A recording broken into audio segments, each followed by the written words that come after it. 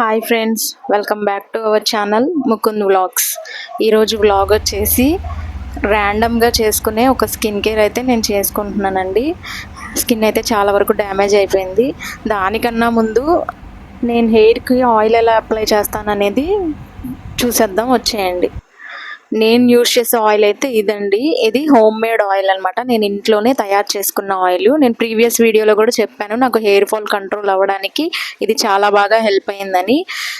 ఇది ఎలా తయారు చేస్తారు ఏంటి అనేది నేను సపరేట్ వీడియో అయితే మీకు చేసి పెడతానండి.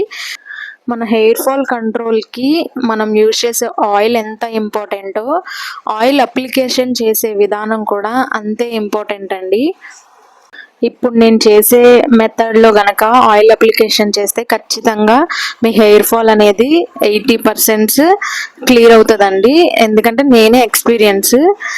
కావాలంటే మీకు ప్రూఫ్ చూడొచ్చు. నేను ఇప్పుడు చిక్కు తీసుకుంటున్నాను కదండి. చిక్కు తీసుకునేటప్పుడు నాకు చాలా హెయిర్ ఫాల్ అయితే ఉండిద్ది ప్రీవియస్లో. బట్ నాకు ఇప్పుడు చూసుకుంటే మీరు చూడొచ్చు, ఒక 3-4 హెయిర్స్ తప్ప ఎక్కువ హెయిర్ ఫాల్ అయితే లేదు. నేను ఒక 2 months నుంచి సేమ్ ఆయిల్ యూజ్ చేస్తున్నాను అండ్ సేమ్ మెథడ్లో అయితే అప్లికేషన్ చేస్తున్నాను. చక్కగా హెయిర్ మొత్తం చిక్కు తీసుకున్న తర్వాత పార్టీషియన్స్గా తీసుకోవాలండి.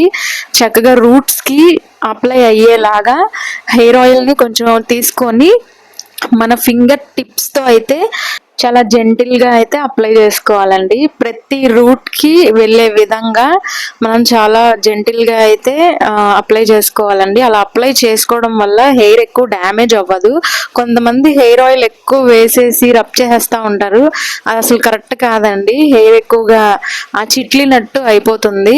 ఇక్కడ నేను చూపించిన విధంగా ప్రతి ఒక్క రూట్ కూడా ఓపెన్ చేసుకొని మనం హెయిర్ ఆయిల్ కొంచెం కొంచెంగా అప్లై చేసుకుంటూ వెళ్ళాలండి. అది ఫ్రంట్ సెక్షన్ అండ్ బ్యాక్ సెక్షన్లో కూడా హెయిర్ మొత్తంకి ఆయిల్ పట్టేలాగా మనమైతే హెయిర్ ఆయిల్ అప్లై చేసుకుంటూ వెళ్ళాలండి.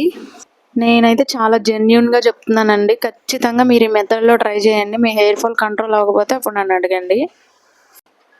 అండ్ ఈ హెయిర్ ఆయిల్ విషయానికి వస్తే, ఈ హెయిర్ ఆయిల్ నాకు ఎన్ని విధాలుగా హెల్ప్ అయిందంటే, అసలు నేను చాలా వీడియోస్ యూట్యూబ్లో చూసే నేను ట్రై చేశాను ఈ ఆయిల్.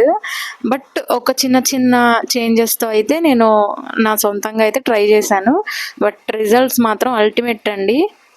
ఫస్ట్ థింగ్, నాకు హెయిర్ ఫాల్ కంట్రోల్ అయింది. నెక్స్ట్ వచ్చి నాకు చాలా ఫ్రీజీ హెయిర్ ఉండేది. కొంచెం హెయిర్ కూడా మాయిశ్చర్డ్గా అనిపిస్తుంది. అండ్ బేబీ హెయిర్ కూడా గ్రోత్ అవ్వడం అయితే నేను గమనించాను. మెయిన్ థింగ్ చెప్పాలి అంటే, నాకు డాండ్రఫ్ ప్రాబ్లం ఉండేది. అదైతే అసలు పూర్తిగా కంట్రోల్లోకి వచ్చేసింది. నాకు చాలా చాలా బాగా యూజ్ అయింది. కాకపోతే కొంచెం టైం టేకింగ్ ప్రాసెస్ అండి.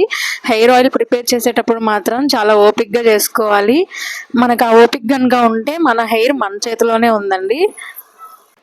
మన హెయిర్ ఫాల్ని సూపర్గా కంట్రోల్ అయితే చేసుకోవచ్చు. చాలామంది స్ప్లిట్ ఎండ్స్కి ఆయిల్ అయితే యూజ్ చేయరు. నేను మాత్రం యూజ్ చేస్తాను. ఎందుకంటే మనది అసలే ఫ్రీజీ హెయిర్. అది కొంచెం మాయిశ్చర్డ్గా ఉండాలి అంటే నేనైతే ఖచ్చితంగా స్ప్లిట్ ఎండ్స్కి కూడా యూజ్ చేస్తాను. అండ్ హెయిర్ డ్యామేజ్ కూడా చాలా తక్కువగా ఉంటుంది. అంటే ఆ హెయిర్ స్ప్లిట్ ఎండ్స్ దగ్గర చిట్లినట్టు ఒక హెయిర్ 2 హెయిర్స్ లాగా అట్లా అయిపోతుంటుంది. ఈ ఆయిల్ అప్లికేషన్ వల్ల అది కొంచెం మనం తగ్గించుకునే అవకాశం అయితే ఉంటుందండి. ఈ హెయిర్ ఆయిల్ ప్రిపరేషన్ వీడియో మీకు కావాలంటే నాకు ఖచ్చితంగా కామెంట్ చేయండి. నేను తప్పకుండా వీడియో అయితే చేసి పెడతాను. ఆయిల్ మొత్తం హెయిర్కి అంతా పట్టేలాగా మొత్తం జెంటిల్గా, కింద స్ప్లిట్ ఎండ్స్ దగ్గర కూడా రబ్ చేయకూడదండి. జస్ట్ అట్లా ఆయిల్ పెట్టాలి. జస్ట్ పెట్టడం అంతవరకే అండి. అది రబ్ చేసినా కూడా మళ్ళీ అది రఫ్గా అయిపోతుంది. ఆయిల్ అంతా అప్లై చేసుకున్న తర్వాత మన ఫింగర్ టిప్స్తో అయితే మసాజ్ చేసుకోవాలండి. ఒక 5 to 10 minutes అట్లా చేసుకోవడం వల్ల హెయిర్ లోపల బ్లడ్ సర్క్యులేషన్ అయితే మంచిగా అవుతుంది. సో హెయిర్ ఫాల్ తగ్గుతుంది. హెయిర్ రీగ్రోత్ అవ్వడానికి అవకాశం అయితే ఉంటుందండి. మెయిన్ థింగ్ ఏంటంటే, బేబీ హెయిర్ పెరుగుతుంది. మనకి బేబీ హెయిర్ డెవలప్ అవుతూ వస్తుంది. మొత్తం హెయిర్ అంతా కూడా మనం మసాజ్ చేసుకోవాలి. Back side, front side, sides, middle part మొత్తం కూడా చాలా జెంటిల్గా మసాజ్ చేసుకుంటూ ఉండాలండి. ఈ టైంలోనే మీకు ఎక్కడన్నా ఆయిల్ తగ్గింది అనిపిస్తే రూట్స్ దగ్గర ఇంకొంచెం ఆయిల్ తీసుకొని అయితే మీరు అప్లికేషన్ చేసుకోండి. నెక్స్ట్ వచ్చి హెయిర్ అంతా ఆయిలింగ్ అయిపోయిన తర్వాత కొంచెం ఆయిల్ తీసుకొని ఫ్రంట్ సైడ్ మనకి బేబీ హెయిర్ ఉంటుంది కదండి, అక్కడ లైట్గా అప్లై చేసుకొని సేమ్ మెథడ్లో మనం మసాజ్ అయితే ఇచ్చేయాలండి. అలా మసాజ్ ఇచ్చి ఫైనల్గా మనం ఒక నాట్ అయితే వేసేసుకోవాలండి. లూజ్గా ఒక నాట్ పెట్టుకోవాలి. లేదు అంటే మీరు హెయిర్ బ్యాండ్ అయినా పెట్టేసుకొని వదిలేసుకోవచ్చండి. ఓవర్ నైట్ ఉండి మార్నింగ్ హెడ్ బాత్ చేస్తే మీ హెయిర్ చాలా బాగుంటుంది. ఇలాగా వీక్లీ ట్వైస్ చేస్తే బాగుంటుంది. చూసారు కదండి హెయిర్ కేర్. ఇప్పుడు స్కిన్ కేర్ చూద్దాము. నా స్కిన్ అయితే చాలా డ్యామేజ్ అయిందని చెప్పాను కదండి. కోకోనట్ ఆయిల్ అయితే నేను తీసుకున్నాను. మీరు ఏ కోకోనట్ ఆయిల్ అయినా తీసుకోవచ్చు. తీసుకొని బాగా రబ్ చేసి కొంచెం హీట్ అవుతుంది అనగా ఫేస్కి అయితే మసాజ్ ఇచ్చేసానండి నేను. ఎందుకంటే నాది కాంబినేషన్ స్కిన్. అది అటు డ్రై ఉంటుందని చెప్పలేము, ఇటు వెట్గా ఉంటుందని ఆయిలీగా ఉంటుందని కూడా చెప్పలేము. అట్లా ఉంటుంది నా స్కిన్. ఎప్పుడు ఎలా ఉంటుందో తెలియదు. కొంచెం ఎండలోకి వెళ్ళినా కూడా, లేదంటే ఏమన్నా వేడి చేసే పదార్థాలు తిన్నా కూడా వెంటనే అది ఫేస్ మీదే రియాక్షన్ చూపిస్తుంది. సో నేనైతే చాలా జాగ్రత్తగా ఉండాలి. బట్ నేనైతే స్కిన్ కేర్ రొటీన్ అయితే ఏమీ చేయనండి. నాకు అసలు అలవాటు లేదు. నేను స్కిన్ మీద ఏది కూడా పెట్టను. క్రీమ్స్ అట్లాంటివి అయితే ఏం యూజ్ చేయను. జస్ట్ నార్మల్గా ఫేస్ వాష్ చేసుకుంటాను అంతే. ఇప్పుడైతే చూడండి మొత్తం కోకోనట్ ఆయిల్తో మనం మసాజ్ చేసుకున్న తర్వాత ఫేస్ వాష్ అయితే చేసుకొని వచ్చేసాను. ఫేస్ వాష్ చేసుకొని వచ్చిన తర్వాత ఫేస్ మీద ట్యాన్ రిమూవ్ అవ్వడానికి ఒక టమాటో అయితే తీసుకున్నానండి. టమాటో తీసుకొని సర్క్యులర్ మోషన్లో మనమైతే సేమ్ మసాజ్ అయితే చేయాలండి. మనకి ఫేస్ మీద ఉన్న ట్యాన్ చాలా వరకు తగ్గుతుందండి. నేనైతే ఎక్కడికైనా బయటికి వెళ్ళి వచ్చిన తర్వాత ఫస్ట్ టమాటోతోనే ఫేస్ అంతా క్లీన్ చేసుకుంటానండి. టమాటో అంతా క్లీన్ చేసిన తర్వాత మనం ఫేస్ వాష్ చేసుకొని అయితే వచ్చేద్దాం. ఫేస్ వాష్ చేసుకొని వచ్చిన తర్వాత ఒక మెత్తటి క్లాత్తో అయితే మనం ఫేస్ని నీట్గా తుడుచుకున్న తర్వాత నేనైతే ఫేస్ స్క్రబ్బింగ్ అయితే చేస్తున్నానండి. ఎవర్ యూత్ మీకు ఐడియా ఉంటుంది, 10 రూపీస్ ఎంతో ఉంటుంది ప్యాక్. ఎవర్ యూత్ స్క్రబ్ అయితే నేను వాల్నట్ స్క్రబ్ తీసుకొని కొంచెం లైట్గా వాటర్ అప్లై చేసి నేనైతే జెంటిల్గా మసాజ్ అయితే చేస్తున్నానండి. ఈ స్క్రబ్బింగ్ అనేది పింపుల్స్ హెవీగా ఉన్నోళ్ళు అస్సలు చేయొద్దండి. ఇంకా అవి ఎక్కువయ్యే ఛాన్సెస్ ఉంటాయి. ఒకవేళ తక్కువ పింపుల్స్ ఉంటే కనుక పింపుల్స్ మీదకి ఎక్కువగా స్క్రబ్బింగ్ వెళ్ళకుండా మిగిలిన పార్ట్లో మొత్తం మీ స్క్రబ్బింగ్ అయితే చేసుకోవచ్చండి.